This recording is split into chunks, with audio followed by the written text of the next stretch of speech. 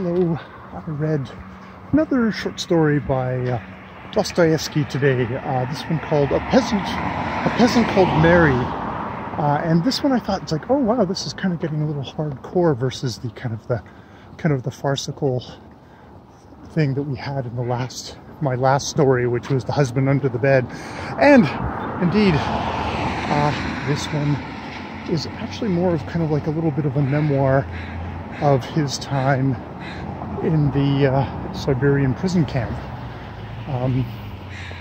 where he talks about seeing it was a day off, a holiday, as much as there can be a holiday in a prison, where a lot of the people there are taking the opportunity to get super hammered and to, you know, bawl out songs and beating a guy almost to death, but he's such a Hercules that he's probably going to survive. It's like, you know, it's all these people, and he goes by a Polish political prisoner who's like basically like, in French it's like, these guys are just brigands, they're all thieves and robbers, and, you know, you get that kind of disdain.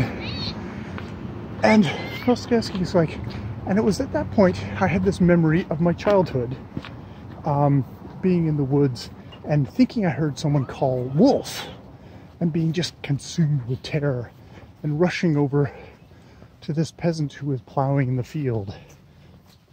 And this guy, a peasant called Mary, M-A-R-E-Y, actually comforted him and was gentle with him and almost kind of motherly.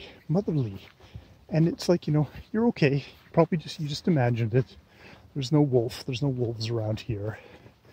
And it kind of comforted him and said, like, yeah, you go off. I'll just watch you go.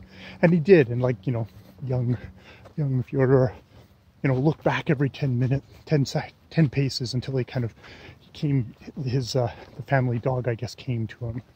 And, like, this was nothing that was ever talked of again. And he didn't tell anyone about it. Like, this guy didn't get rewarded for it. He was just maybe somebody who just liked children. And it was like, he's like, this memory came to him rather unbidden in you know, being amongst all of these really rough and tumble people in the prison, combination of political prisoners like himself and others. And, you know, it's like, well, maybe these are Marys as well, people who can be, you know, kind to children, and kind of gave them a little bit more of a human sense of these people. And he goes by the Polish political prisoner who's like, again, repeats, you know, these are all just kind of the scum of the earth, basically.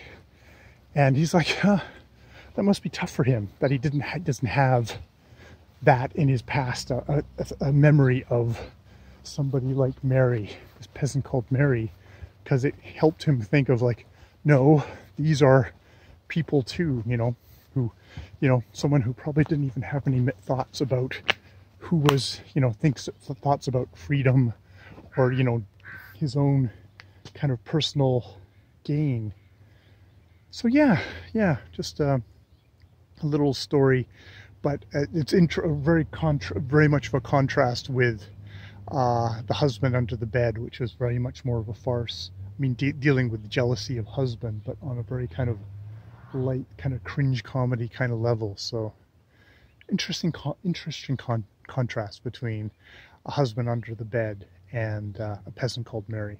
All right, I will leave it there. More videos later.